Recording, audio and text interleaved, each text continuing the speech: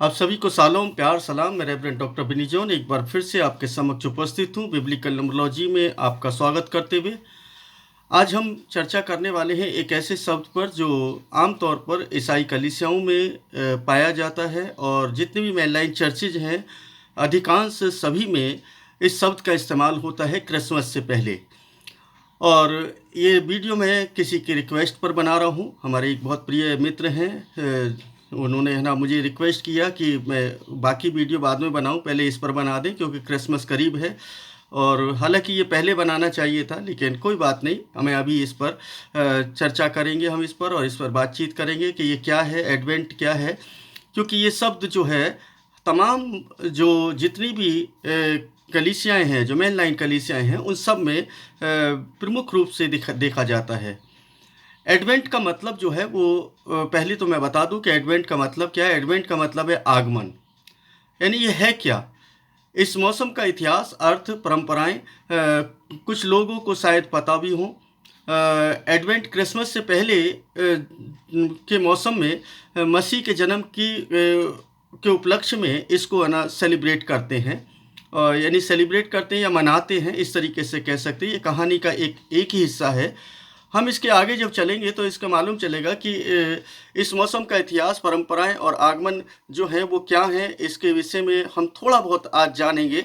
हालांकि इसका बहुत बड़ा व्याख्यान है, लेकिन हम उस पर नहीं जाएंगे क्योंकि शॉर्ट में हम इसको बताने की कोशिश करेंगे।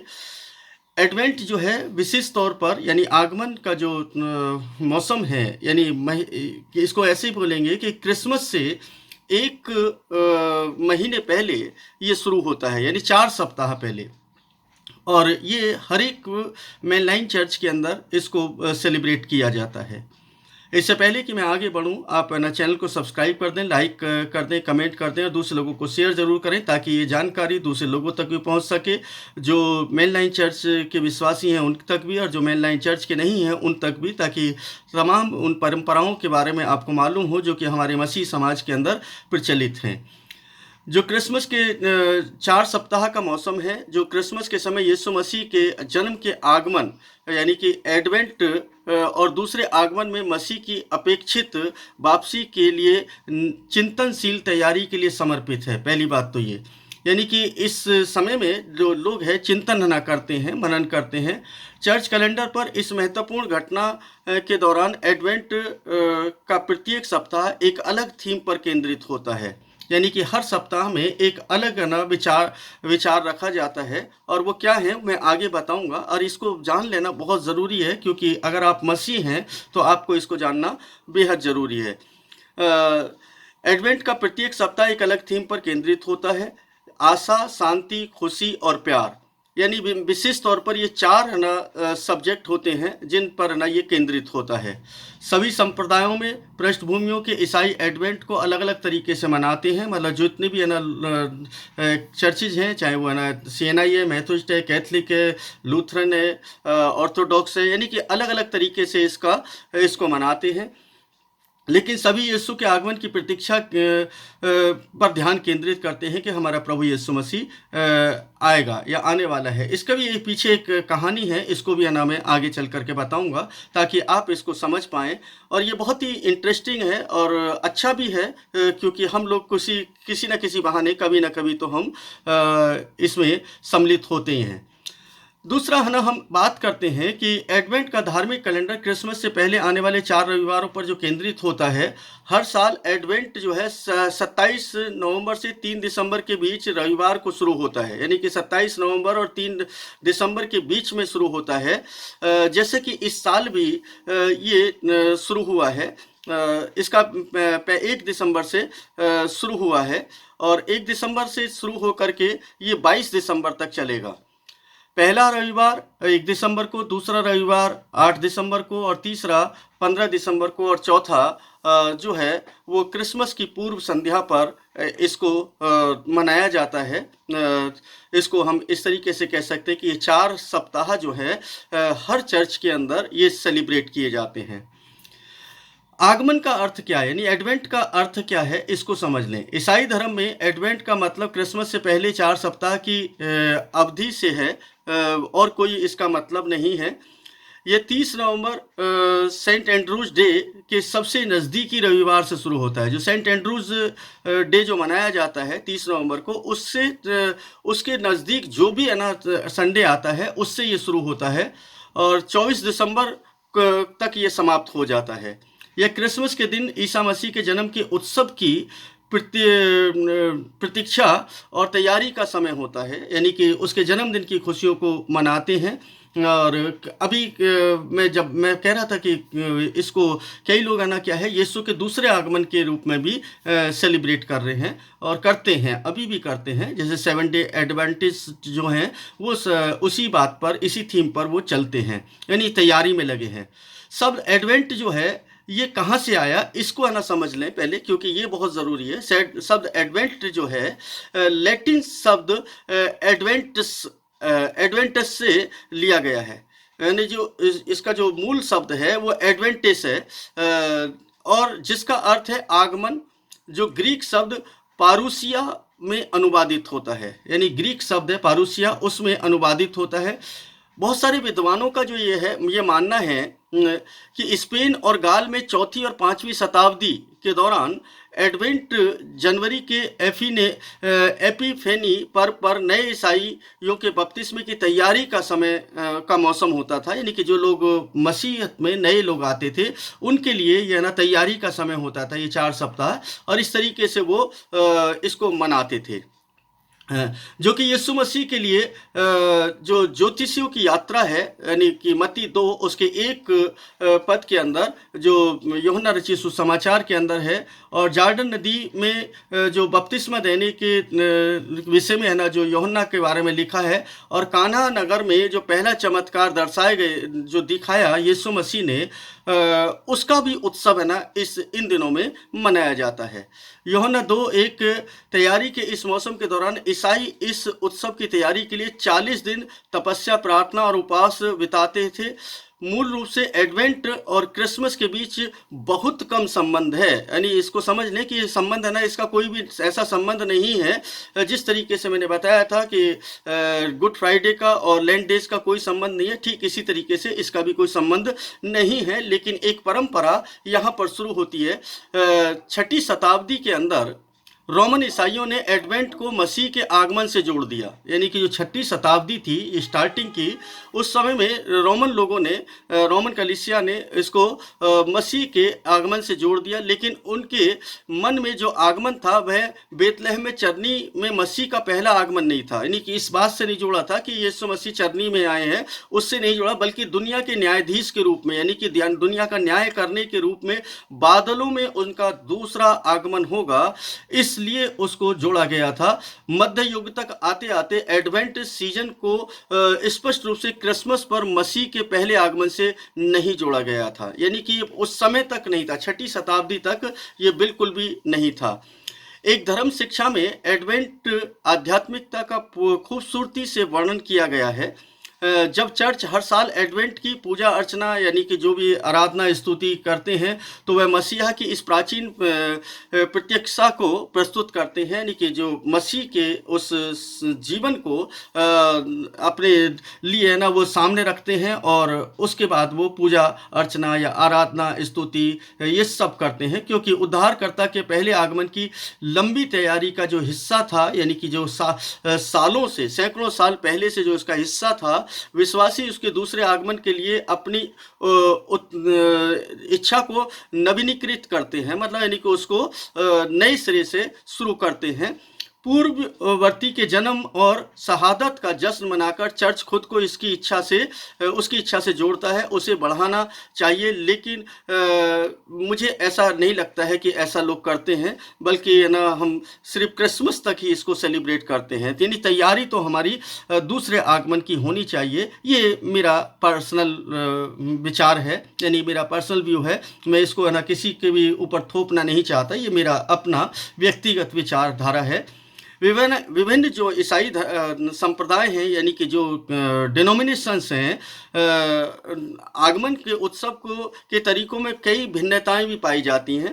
लेकिन छुट्टियों का मौसम है से जुड़ी है सामान्य परंपराएं और प्रथाएं कुछ इस प्रकार से चलती हैं। वो है ना, मैं आपको बता देता हूँ कि क्या क्या इसमें होता है। उस बात को आप समझेंगे तो आपको समझ में आएगा कि एडवेंट क्या है। एडवेंट एक पुष्पमाला के रूप में बनाया जाता है। मैं अभी बनाते हैं, बहुत सारे लोग बनाते हैं। मैंने बताया कि भिन्न भिन्न तरीके से लोग इसको सेलिब्रेट करते हैं, वो मतलब नहीं है मेरा। बस ये है कि पहले कैसे मनाया जाता था मैं उसको बताता हूँ। एक एडवेंट एक पुष्पमाला पर मोमबत्तियाँ जलाना और एक आम प्रथा है, यानी कि जो हम सोचते हैं कि ना ये एक कॉमन प्रोसीजर है, और उसको एक पुष्पमाला बनाते हैं, एक ना घेरा सा बना करके उसके अंदर कुछ मोमबत्तियों को जलाया जाता है। पुष्पमाला में जो है ना, जो पुष्पमाला जो फूलों के जो घेरा बनाया जाता है उसमें 4 मोमबत्तियां होती हैं। विशेष रूप से 4 मोमबत्तियां होती हैं, जिनमें से प्रत्येक एडवेंट के 4 सप्ताहों में से एक का प्रतिनिधित्व करती है। आप है ना, अगर मेन लाइन चर्च के सदस्य हैं तो आपको अवश्य पता होगा कि आप है ना देखते होंगे कि वो कलरफुल है ना मोमबत्तियों को लगाया जाता है ना, उन मोमबत्तियों को हर सप्ताह के हिसाब से वो जो कलर है उसके हिसाब से उसको जलाया जाता है। क्रिसमस से पहले प्रत्येक रविवार को एक नई मोमबत्ती जलाई जाती है, यानी कि ये उसमें परंपरा में शामिल है। अब कौन कौन सी हैं इसको समझ लें कि इसमें 5-6 ना पॉइंट हैं जो मैं आपके समक्ष रख रहा हूँ। एडवेंट कैलेंडर जो है उसको, एडवेंट कैलेंडर क्या है, कई परिवार और चर्च क्रिसमस तक के दिनों की गिनती करने के लिए एडवेंट कैलेंडर का उपयोग करते हैं। मतलब बहुत सारे जो क्रिश्चियंस लोग हैं, जो मसीह लोग हैं, वो एक एडवेंट कैलेंडर बनाते हैं, तैयार करते हैं और उसको ना उसमें रखते हैं। इन कैलेंडर में अक्सर छोटे दरवाजे या जेबें बना लेते हैं बहुत सारे लोग, और जिनमें से दिसंबर में हर दिन खोलने के लिए कोई उपहार या छोटी वस्तु छुपाई होती है। यानी कि ये पहला है ना प्रक्रिया होती है जो परिवार में या चर्च के अंदर है ना बहुत सारे लोग करते हैं, बहुत सारे चर्चेज में नहीं भी होता है। दोनों ही बातें हैं, मैंने बताया कि भिन्न भिन्न तरीके से इसको सेलिब्रेट करते हैं, मनाते हैं। दूसरा है पवित्र शास्त्र का पढ़ना, यानी कि बाइबिल का पढ़ना। बाइबिल से उन अंशों को पढ़ना जो मसीहा की भविष्यवाणी और उसके आगमन के ऊपर ध्यान केंद्रित करने के लिए प्रेरित करती है। उन पदों को, उन रेफरेंसेस को पढ़ा जाता है। ये आम आगमन परंपरा है, यानी कि बहुत कॉमन सी है ना एक परंपरा है। इसमें पुराने नियम से पढ़ना शामिल होता है और विशेष रूप से यशायाह की पुस्तक इसमें पढ़ी जाती है, यानी कि पुराने नियम से ही ज़्यादा पढ़ते हैं और ज़्यादातर जो है ना वो यशायाह नबी की पुस्तक को ही पढ़ते हैं। तीसरे नंबर पर जो है ना वो कार्य होता है प्रार्थना और चिंतन। आगमन और आध्यात्मिक चिंतन और प्रार्थना का समय है वैसे तो ये, और कई ईसाई इस मौसम का उपयोग यीशु के जन्म के उत्सव के लिए अपने दिलों को तैयारी करने के लिए भी करते हैं। मतलब बहुत सारे लोग हैं जो है ना सोचते हैं कि यीशु मसीह का जन्म आने वाला है, चलो हम अपने आप को कुछ तो तैयार कर ले। कुछ चर्चों में व्यक्तिगत चिंतन के लिए विशेष आगमन प्रार्थना सेवाएं या भक्ति मार्गदर्शिका बना लेते हैं लोग, और ये मतलब एक नियम बना लेते हैं और कुछ ना बुकलेट छाप करके उसको डिस्ट्रीब्यूट करते हैं ताकि वो लोग उसको समझ पाएं और उसके अनुसार वो करने पाएं। चौथा जो है ना उस पॉइंट होता है वो है येसे ट्री जो है, इसको जो दाऊद के पिता हैं येसे, उनसे जोड़ करके देखा जाता है, यानी कि जिसको हम क्रिसमस ट्री भी बोल सकते हैं। मतलब क्रिसमस ट्री है ना जिसको हम कहते हैं। और ये जो है येसे से शुरू हो करके यीशु की वंशावली को याद करने का एक प्रतीकात्मक तरीका होता है। मतलब ये चौथे फेस में इस तरीके से ये करते हैं और 4 चीजें ये रखते हैं। हर दिन पेड़ या पुष्पमाला में एक अलग आभूषण या प्रतीक जोड़ दिया जाता है जो पुराने नियम के प्रमुख व्यक्तियों और घटनाओं का प्रतिनिधित्व करता है जिसके कारण यीशु का जन्म हुआ था। यानी कि उन नबियों को, उन भविष्यवक्ताओं को शामिल किया जाता है और उनसे जुड़ी हुई कुछ है ना स्मृति है ना कुछ रखते हैं। हालांकि आजकल रखते हैं नहीं रखते मुझे नहीं पता, लेकिन ये पुरानी परंपरा जो थी वो यही थी एडवेंट की। अब है ना क्योंकि नए नए तरीके से जैसे जैसे मॉडर्नाइज हुआ है जमाना, वैसे वैसे सब कुछ है ना आधुनिकता में सब कुछ है ना थोड़ा थोड़ा चेंज हो गया है। पांचवा जो है ना इसका जो कारण है वो एडवेंट को मनाने का वो होता है इसमें दयालुता और दान के कार्य करना। आगमन को दूसरे को देने और उनकी मदद करने के समय के रूप में भी देखा जाता है। यानी कि एडवेंट को, मतलब आगमन जब मैं बोल रहा हूँ तो उसको समझ लें एडवेंट ही बोल रहा हूँ मैं, क्योंकि मैं हिंदी भाषी लोग हैं तो उसको समझ पाएंगे। एडवेंट है ना, बहुत सारे लोग नहीं समझ पाएंगे। एडवेंट का मतलब आगमन है। इस मौसम के दौरान कई ईसाई और विश्वासी और भाई बहन जो लोग हैं दयालुता दिखाते हैं, दान या स्वैच्छिक कार्य भी करते हैं। मतलब जो है ना, उनको अच्छा लगता है कि चलो हम किसी के लिए कुछ तो कर पाएं। ये पांचवी है ना क्रिया इस सीजन में की जाती है, यानी एडवेंट के दिनों में, इस मौसम में, यानी कि क्रिसमस से पहले की क्रियाएं हैं जो है ना की जाती हैं। छठी कार्य जो करते हैं वो क्रिसमस के गीत गाना, यानी उनके भजन और स्तुति करना। एडवेंट और क्रिसमस के विषयों पर केंद्रित भजन और कैरोल निकालना, यानी कैरोल सिंगिंग जो हम निकालते हैं, एक आम परंपरा बन गई है और जो है ना हम लोग है ना करते हैं, अपने चर्चेज के अंदर करते हैं। वो इस तरीके से इसको किया जाता है। कई चर्चों में एडवेंट के दौरान विशेष संगीत सभाओं का भी आयोजन किया जाता है। गायक हैं जो है ना अच्छा गाते हैं, उनके लिए कुछ अच्छी प्रस्तुति करने का अवसर होता है ताकि वो लोग प्रस्तुति दे सकें और इस अवसर को आनंद पूर्वक मना सकें। ये एक इस तरीके से वो क्रियाएं करते हैं। सातवां पॉइंट जो है, जो बहुत ही अच्छा है, ये है ना, इसको भी है ना समझ लें। सातवां पॉइंट जो है, ये क्रिसमस का दृश्य है ना एक क्रिएट करते हैं। मतलब एक जैसे क्रिसमस के समय में हुआ था जब यीशु मसीह का जन्म हुआ, घर में या चर्च में क्रिसमस दृश्य स्थापित करते हैं। मतलब आप अपने घरों के अंदर चरनी को सजाते हैं, कुछ जानवरों को ना चरनी के सामने रखते हैं, कुछ ना गड़ड़ियों को सामने रखते हैं, कुछ लोग है ना ज्योतिषियों को भी रखते हैं, और इस तरीके से एक झोंपड़ी टाइप बना करके उसको दृश्य को है ना दर्शाया जाता है। यानी कि क्रिसमस दृश्य है ना उस समय की याद करने के लिए इस तरीके से किया जाता है। ये एक परंपरा है जो क्रिसमस की केंद्रीय कहानी बन गई है आज, और है ना सभी लोग है ना इसको करते हैं।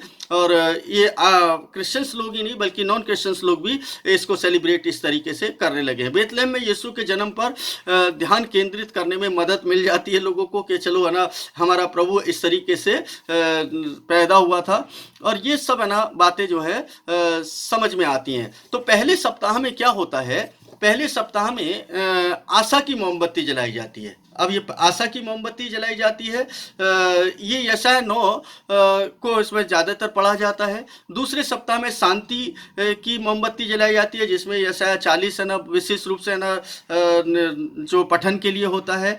और तीसरे में आनंद की मोमबत्ती जलाई जाती है, चरवाहों के लिए मोमबत्ती जलाई जाती है, जो मत्ती 2 है ना अध्याय के अंदर आपको मिलता है। चौथा सप्ताह प्रेम मोमबत्ती जलाई जाए, प्रेम के लिए मोमबत्ती जलाई जाती है, जो यूहन्ना 3 के अंदर उसका विवरण ना मिलता है, और उसी को पढ़ा जाता है, उस पाठ को पढ़ा जाता है। यानी कि ये चैप्टर्स है ना इन चारों सप्ताह के अंदर पढ़े जाते हैं। वो जितने भी मैंने ऊपर बताए हैं ये सारे के सारे एडवेंट जो है ना पठन के लिए एक खूबसूरत बात यह है कि वे चर्चों को अपनी सेवाओं में युवा और वृद्ध लोग दोनों को ही शामिल करते हैं। मतलब ऐसा नहीं कि दोनों को अनुमति दी जाती है, ताकि लोग जो हैं उसका आनंद उठा सकें और ना लोग उस यीशु मसीह के जन्म से पहले कुछ तैयारियों में लग सकें। एडवेंट जो पुष्पमाला के आसपास निजी पारिवारिक भक्ति के बारे में यही सच हो सकता है कि हम अपने आप को तैयार करें। वैसे तो ये होना चाहिए, लेकिन ऐसा दिखाई कम देता है। तो कोशिश करें कि अगर आप इस क्रिसमस पर ना एडवेंट ना सेलिब्रेट कर रहे हैं और अपने चर्चिस के अंदर, तो ना कुछ इस तरीके से का वो बनाएं। इस बिंदु तक आपको शायद एहसास हो गया होगा, मतलब जितना मैंने बताया है कि चर्च में एडवेंट के जो ना पठन है वो कौन पढ़ेगा। यानी कि जो बुजुर्ग लोग भी हो सकते हैं, बच्चे लोग भी हो सकते हैं, और इसके लिए कोई निर्धारित मापदंड नहीं है कि पादरी लोग ही पढ़ेंगे, ऐसा कुछ नहीं है। बल्कि है ना ये क्या है, एक परंपरा में शामिल है कि सबको है ना अवसर दिया जाता है। कुछ संप्रदाय हैं मुख्य पादरी या आराधना नेता आराधना मंडली का नेतृत्व करता है, और ना एडवेंट का जो पठन है, जो है ना पाठ पढ़ा जाता है, वही पढ़ते हैं। कोई दूसरे को पढ़ने के लिए अवसर नहीं देते हैं बहुत सारे चर्चेज के अंदर। यानी कि कई मेन लाइन चर्च के अंदर पादरी के अलावा और कोई नहीं पढ़ता है, या जो मुख्य पादरी होता है वो पढ़ता है। बाकी कुछ जगहों पर दूसरे लोगों को, यानी जवानों को और बुजुर्गों को भी अवसर दिया जाता है। पहली बात तो ये कहना, आप एडवेंट पुष्पमाला ये कब है ना तैयार हुई? 1839 में जर्मनी में पहली बार दिखाई देती है। 1839 में पहली बार दिखाई देती है। बच्चों के लिए एक मिशन में काम करने वाले एक लूथरन पादरी थे। एक गाड़ी के पहिए से उन्होंने पुष्पमाला बनाई, यानी कि जो गाड़ी का पहिया होता है उस पहिए को निकाला और उसमें फूल लगाए और उस तरीके से उन्होंने रिंग के अंदर 20 छोटी लाल मोमबत्ती और 4 सफ़ेद बड़ी मोमबत्तियां रखी, यानी कि पहली बार उन्होंने उसको डेकोरेट किया। लूथरन पादरी थे। लाल मोमबत्तियां सप्ताह के दिनों में जलाई जाती थी और 4 सफ़ेद मोमबत्तियां रविवार को जलाई जाती थी। मतलब ये उस समय की वो थी। आखिरकार है ना, बाद में क्या हुआ, एडवेंट पुष्पमाला सदाबहार से बनाई गई। मतलब जो मतलब पेड़ है, जो पौधा है, उससे बनाई गई, यानी कि ट्री का रूप उसने ले लिया, जो सर्दी और मृत्यु के बीच अनंत जीवन का प्रतीक बन गई। यह चक्र हमें ईश्वर के अनंत प्रेम और उसके द्वारा संभव बनाए गए अनंत जीवन की याद दिलाता है। मतलब किसी चीज को याद करने का एक माध्यम है ना, ये बन गया। ऐसा नहीं है कि ये कोई परंपरा में शामिल है या ना बिब्लिकल ऐसा कुछ करना है, ऐसा नहीं है, बल्कि एक 1839 के अंदर इसको पहली बार है ना सेलिब्रेट किया गया और इसको मनाया गया चर्चिज के अंदर। हालांकि मैंने पांचवी और छठी शताब्दी के विषय में बताया है, लेकिन विशेष तौर पर जो है ना इसकी शुरुआत होती है वो यहीं से होती है, जो जर्मन में दिखाई दी। और लूथरन चर्च के जो पादरी थे उन्होंने इसको पहली बार सेलिब्रेट किया था और उन्होंने एक गाड़ी के पहिए को एक पुष्पों से यानी कि फूलों से सजाया और उसके बाद ना उसके अंदर कुछ मोमबत्तियां लगाई, 20 मोमबत्तियां और 4 बड़े सफ़ेद मोमबत्तियां लगाई जो 4 सप्ताह के लिए थी। एडवेंट मोमबत्तियां अक्सर सदाबहार पुष्पमाला में रखी जाती हैं। पहली बात तो ये कि जो अब बहुत सारे लोग है ना वो उसको रिंग बनाते हैं और बहुत सारे लोग नहीं बनाते हैं। ये अलग अलग परंपराएं अब है ना शुरू हो गई हैं। और कभी कभी मतलब पवित्र बेरी जैसी अतिरिक्त सजावट भी जोड़ दी जाती है, मतलब पवित्र सजावट भी उसमें जोड़ दी जाती है। उनका लाल रंग यीशु के बलिदान और यीशु की ओर इशारा करता है। मतलब लाल रंग है ना अक्सर है ना आपको देखने के लिए मिलेगा, जब है ना ग्रीन लगाते हैं तो लाल रंग भी वहां पर आपको देखने के लिए मिलता है। और ये है ना जो बहुत ही इम्पोर्टेंट, परिवार क्रिसमस से पहले चौथे रविवार को मोमबत्ती जलाना शुरू करते हैं और प्रत्येक अगले रविवार को एक मोमबत्ती जलाते हैं। हालांकि सबसे आम एडवेंट मोमबत्ती परंपरा में 4 मोमबत्तियां शामिल हैं। क्रिसमस से पहले 4 रविवारों में से प्रत्येक पर एक मोमबत्ती जलाई जाती है, यानी कि मोमबत्ती जलाने का एक प्रथा बन गई है, जो उस प्रथा को आज भी हम देख सकते हैं मेन लाइन चर्च के अंदर। बाकी जो पेंटिकॉस्टल हैं, जो ब्रदरन हैं, जो दूसरे है ना इवेंजलिकल हैं, वो लोग है ना इसको नहीं सेलिब्रेट करते हैं। बैप्टिस्ट लोगों को भी मैंने नहीं देखा है, हो सकता है कि शायद कहीं पर करते हों, लेकिन वहाँ पर मैंने इसको नहीं देखा है। और उसके आगे 4 मोमबत्तियां पारंपरिक रूप से आशा, विश्वास, खुशी और शांति का प्रतिनिधित्व करती हैं, यानी कि इन 4 चीज़ों के लिए, 4 बातों के लिए इनका ना एक प्रतिनिधित्व के रूप में इनको जलाया जाता है। तो इसको अक्सर पहली और दूसरी मोमबत्ती और चौथी मोमबत्तियां बैंगनी कलर की होती हैं, यानी कि ये बैंगनी कलर की होती हैं, और तीसरी मोमबत्ती गुलाबी रंग की होती है। कभी कभी सभी मोमबत्तियां लाल रंग की भी लगा देते हैं बहुत सारे लोग। अन्य परंपराओं में सभी 4 मोमबत्तियां नीली या सफ़ेद होती हैं, यानी कि और जो बहुत सारी परंपराएं हैं वहाँ पर नीली और सफ़ेद ही लगाते हैं।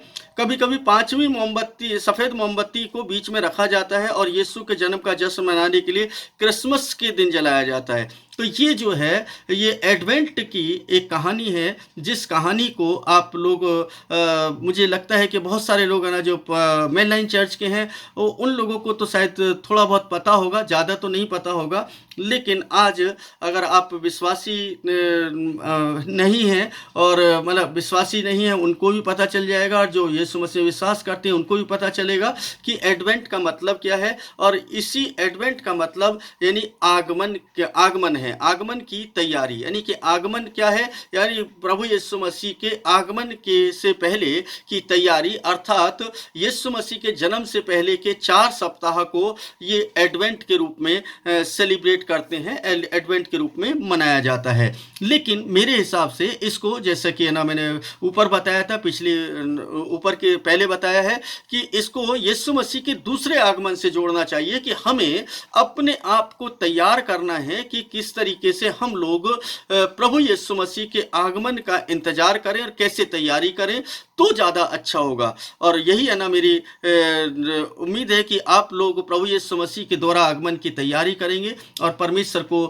महिमा देंगे, और ये क्रिसमस आपके लिए बहुत आयत के साथ आशीष लेकर के आए, बहुत सारी सुख समृद्धि लेकर के आए, आपके घर परिवारों में तमाम सुख शांति बने रहे। इन्हीं प्रार्थनाओं के साथ, इन्हीं दुआओं के साथ आप सबको प्यार, सलाम, शालोम।